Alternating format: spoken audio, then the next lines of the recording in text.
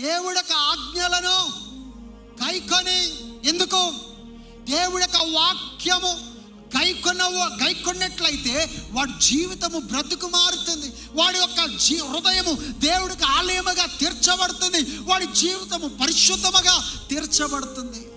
వాక్యము లేనట్లయితే నిత్యమైన అగ్నిగుండానికి వెళ్ళిపోతావు.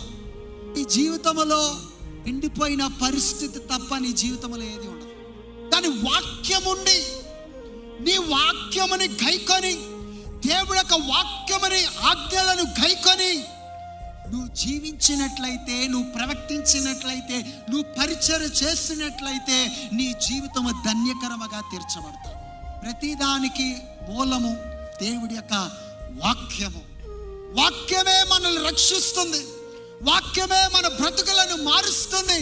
ఆ వాక్యమును మనం గైకొన్నట్లయితే క్రీస్తు మనలో ఉంటాడు.